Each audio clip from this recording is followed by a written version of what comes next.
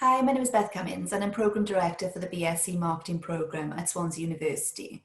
I'm a marketing lecturer and I teach across a range of different modules on the BSc Marketing Programme. But today I just want to give you a short introduction to one aspect called social marketing.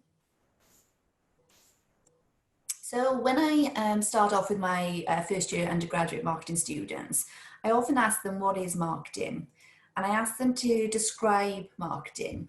And so usually they will give me different aspects like advertising or sales promotion. Some might talk about branding. They might talk about social media and the different platforms that might use. And all of this is correct, but these are all the very tactical elements of marketing. And marketing is much more than that. There's a whole range of different roles, for example, in research, in behavioral insights, in web development, and there's a whole range of activities, strategic activities that take place before we get to that tactical element. So the Chartered Institute of Marketing, which is the professional body for marketers, defines marketing as the management process responsible for identifying, anticipating and satisfying customer needs. And that's really core to what we do in marketing. It's about identifying and satisfying those customer needs. But actually, how do we know what those needs are? How do customers know what products and services they want and how they're going to meet those needs? And how can we as marketers actually anticipate what those needs are? So there's a lot of activity that goes on around that in order to determine the gaps in the marketplace. And from a consumer perspective, we've seen a shift from products and services being developed and just pushed into the marketplace in the hope that they will sell. Due to the high levels of competition now, we've seen much more engagement in determining exactly what our customers want and how we're going to benefit their lives from engaging with those products and services. So the strategic elements of that is about how we can create value. And marketing involves a lot of different aspects, including the promotional elements. It also includes the product development. It includes aspects in terms of how we get those products to the marketplace, in terms of the place, as well as pricing elements as well. And so the strategy is really important, and lots of that activity takes place before we get to see those end tactical elements that we might perceive from a consumer perspective as being marketing. And so marketing is an important strategic and operational function within any organization. So one aspect of that is social marketing, and we've seen an increase level of social marketing, particularly in the recent weeks, and we'll come on to that shortly. But actually, social marketing is the use of commercial concepts or commercial marketing concepts in order to develop programs that influence individuals' behavior to improve the well-being of society. So we see the use of persuasion, we see the use of behavioural implications and insights being used, and how we can encourage people to undertake certain activities or change their behaviour and develop different behaviours as a result of these marketing campaigns. So some examples of this are how we can raise awareness. And so one key example that we see during the winter period in conjunction with the NHS is about how we stay well. And it's about informing people of the different resources that are there. It's informing people of the different options that we have in terms of getting healthcare. So for example, if we've got flu-like symptoms, then we might not need to actually go to A&E. We might need to only just go to our doctor's surgery, or we might even just need to go to the pharmacy. So you'll often see, for example, in doctor's surgeries, they will have a screen which will give you those type of symptoms and tell you what the best option is for getting that help and support that you need. And that's really to do with the implications on the resources that we have. So we know over the winter period there are decrease in terms of the resources, but increased pressure on those resources. And so in order to be able to make sure that they're available for everyone, then we also try to inform people about the different options there are. So we've got somebody who's got some flu-like symptoms who doesn't need to go to A&E, and we direct them in the right way. And so those campaigns are about raising awareness of those services, but informing people of the type of options that they need to engage with. And similarly, we see, for example, the Sugar Smart campaign. And if we think about, how people can make informed choices, we as individuals may feel that we can make those informed choices, but actually without that information, we don't know. And so, for example, thinking about how much sugar or how many sugar cubes are in a particular product, we would know unless we had that type of awareness. And that's part of a bigger campaign, the government introducing, for example, sugar taxes, of encouraging producers to actually consider reducing the amount of sugar that they put into certain products. And so we are able to have those options, healthier options, but also make informed choices because we understand the impact of consuming products with high levels of sugar, for example. And how we change that behaviour is a lot to do with the marketing campaigns that we put around that, but also the resources and support that's available.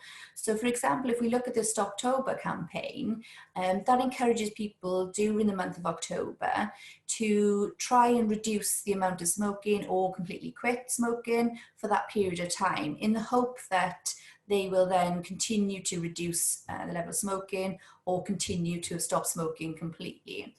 But those type of campaigns that we see, in terms of the Wales campaign there with the free phone number, is about providing resources as well and access to additional resources that maybe help and support people through that period of time.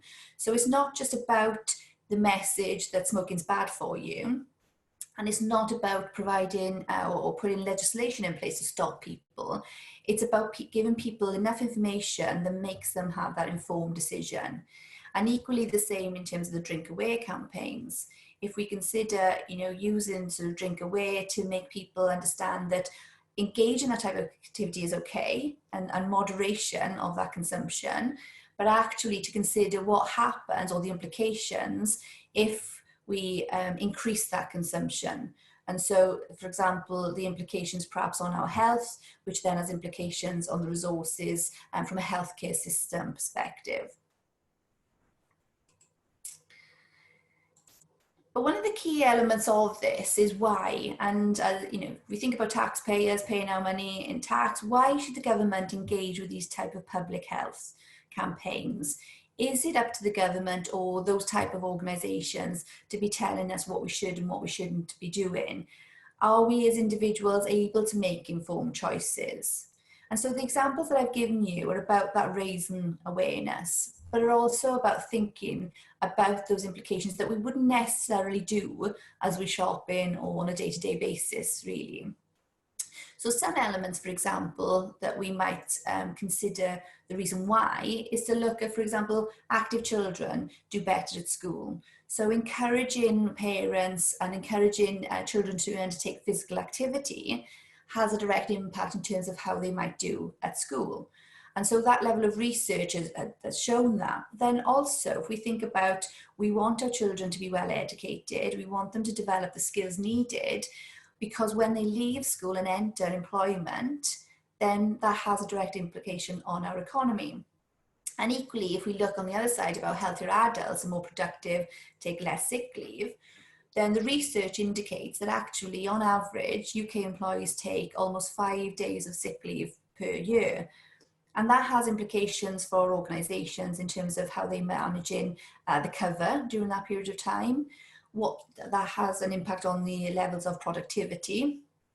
And so as direct perhaps implication for those organisations in terms of their own profit, in terms of the way that they organise their business. But also we want healthier adults to be more productive and happier, and in order to be able to undertake those roles as well. And then finally, if we think about, in terms of how we keep old people to give their independence and continue to live in their own homes for longer, for example, then again, there is direct correlation between Healthier activities, eating healthy, engaging in physical activity, allows them to keep that independence longer.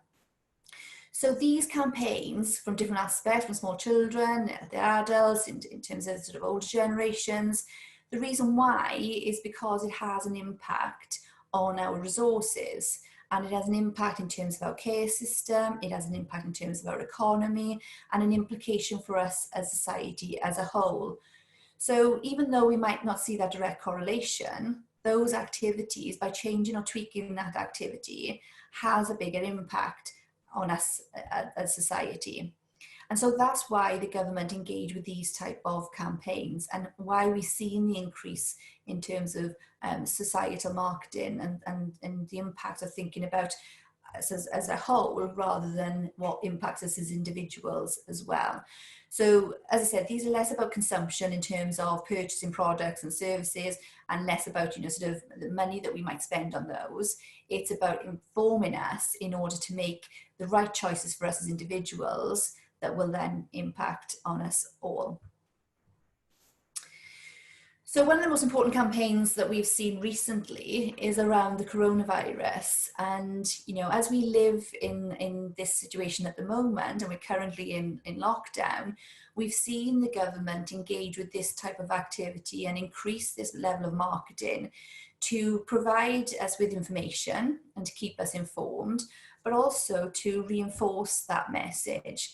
And the reinforcement alongside, you know, you can see the logos there from the NHS and the government logo, is the importance of that message. And alongside that, those campaigns will be supported by the press releases, will be supported by information that we might receive, and each of them will take a different kind of message. The one we have here is about what type of symptoms that you've got, and thinking about what you need to do if you display those symptoms. So this isolate yourself and stay at home message is about reinforcing that through, you know, key marketing activities, whether it be print advertising, whether it be on social media, that reinforcement of that message. But we've also seen a shift in terms of the way the brands are engaging with this type of message as well. So the example I've given you here is Coca-Cola, a well-known brand, instantly recognizable, and their whole campaign is around sharing a Coca-Cola, is about being with family, is about engaging with friends, you know, fun times, and you know, the type of activities that you might do whilst, you know, drinking a can of Coke. But actually, playing on that, they're using staying apart is the best way to stay united. So that long-term perspective, yeah. So playing on that message about sort of staying apart in the moment, best way to stay united in the long term. And we're all in this together type of campaign. And so we've seen more and more businesses use their marketing and use their brand reinforcement to reinforce that message and associate themselves with this particular situation. So this campaign that I want to show you was undertaken by the Canadian government, and it's a really fun campaign that uses humour to get across that message. So it's a stop smoking campaign. There are a number of different campaigns alongside it, but I will only show you this one today. If you do get a chance, do have a look at the others, because it's a really innovative way of marketing an important message. And we see, you know, the government's approach to the coronavirus is very hard hitting, it's important, and it's got a key message they need to get across without any cluttering up of the messages. This Stop Smoking campaign gets that message across in a humorous way because that's appropriate in this situation, but also means that people are more likely to engage with that. They will share this type of video because of its funniness and the way that it's presented. So I'll share that with you now.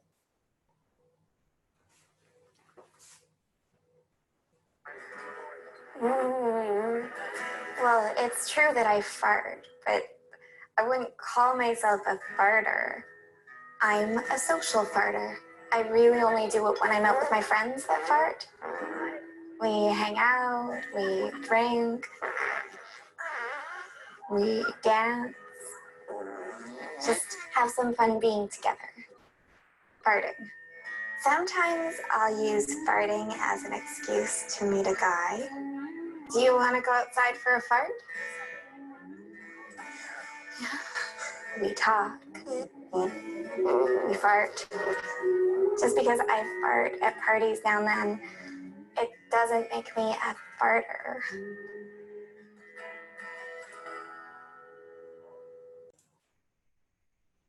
So I hope you enjoyed that. It's a really good campaign, and there was lots of discussion around that campaign, which increased then its awareness as well. And by doing those type of innovative activities, are a way of making things go viral, making things shared, particularly on social media, and that increases the awareness that you get from that message and from those activities. But it's more than that. And actually, as we look to social marketing and we think about the impact of society and our behaviour on society, then we can see this becoming more of a hot topic and more discussion. So we've seen, certainly from a marketing perspective, and when we talk about consumer behaviour in one of our modules, we've seen an increase in consumption and the type of behaviour that we engage with. We've seen an increase in terms of the products and services that we engage with, and we look at examples, for example, like Amazon, where we can purchase anything we want 24/7, but what implications that might have on society and on the world as a whole. And so some of the hot topics that are coming through at the moment are things like, the way that we use plastic, how we can recycle plastic, how we use it from a consumer perspective, but also in terms of an organization perspective, how they produce the products. So for example, water providers, bottled water providers, they are thinking about, how we can develop those products so that there's not that impact on society. So, lots of discussion about seeing lots of plastic in landfill or lots of plastic in the sea, what implication that has in terms of our environment. We also see the impact of climate change and lots of discussion about how we can reduce our carbon footprint. All of those points are part of discussion from a marketing perspective about how we get our consumers to engage. And it's something that we're considering, thinking about from how we develop our products, how we market those products, how we become more ethical and more sustainable in our delivery. And so when we think about those different types of messages and different activities, we see the increase of things like, for example, veganuary, where we are encouraged to eat less meat during the month of January. And that's because of the implications that might have on the environment as well. So this social marketing has lots of different strands, different aspects to it. It's some of the sort of good debating topics that we have within our marketing programs. And I hope that you've enjoyed this short introduction. If you do want any more information, then please do get in touch with us. And there's lots of different resources that we're placing up on the hub as well. Thank you.